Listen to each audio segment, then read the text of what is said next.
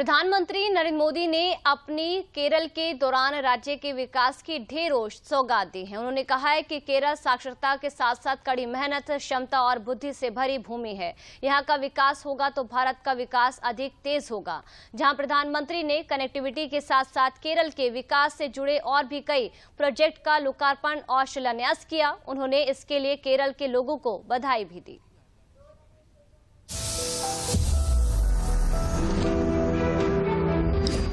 Vande Bharat express जैसी आधुनिक train भी एस्पिरेशनल इंडिया की पहचान है।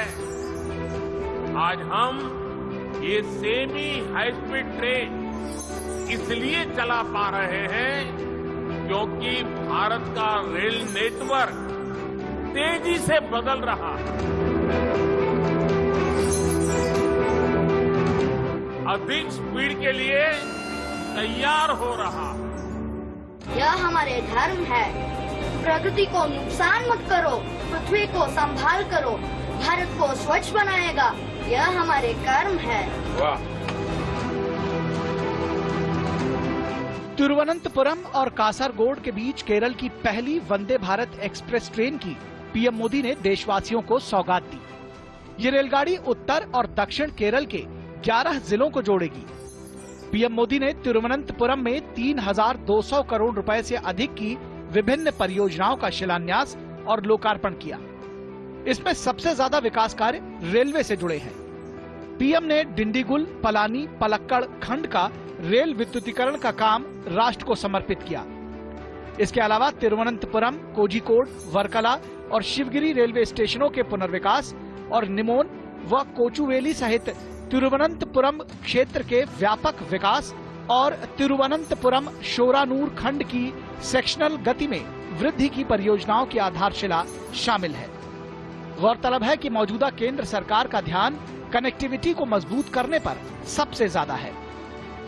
बीते 9 वर्षों में भारत में कनेक्टिविटी के इंफ्रास्ट्रक्चर के लिए अभूतपूर्व स्पीड और अभूतपूर्व स्केल पर काम किया जा रहा है। इस साल के बजट में भी हमने 10 लाख करोड़ रुपए से अधिक इंफ्रा पर खर्च करना तय किया है। आज हम देश में पब्लिक ट्रांसपोर्ट और लॉजिस्टिक्स सेक्टर का पूरी तरह से कायाकल्प कर रहे हैं। केरल को कोच्चि वाटर मेट्रो के रूप में एक और बड़ी सौगात मिली। यह इलेक्ट्रिक हाइब्रिड नौकाओं के माध्यम से कोच्चि के आसपास के 10 द्वीपों को जोड़ने वाली अपनी तरह की अनूठी परियोजना है। इससे कोच्चि के पर्यटन को बढ़ावा मिलेगा।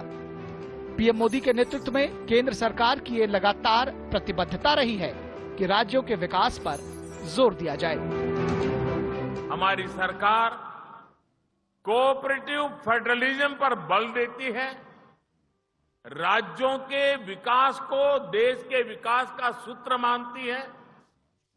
केरला का विकास होगा तो भारत का विकास और तेज होगा। हम इस सेवा भावना के साथ काम कर रहे हैं। तिरुवनंतपुरम में डिजिटल साइंस पार्क की आधारशिला भी रखी गई। डिजिटल साइंस पार्क की परिकल्पना शिक्षाविदों के सहयोग से उद्योग और व्यावसायिक इकाइयों द्वारा डिजिटल उत्पादों और सेवाओं को विकसित करने के लिए एक प्रमुख शोध सुविधा के रूप में की गई है। इससे पहले पीएम मोदी ने तिरुवनंतपुरम में एक रोड शो भी किया, जिसमें बड़ी संख्या में लोगों ने सड़कों के किनारे खड़े होकर उनका अभिवादन किया।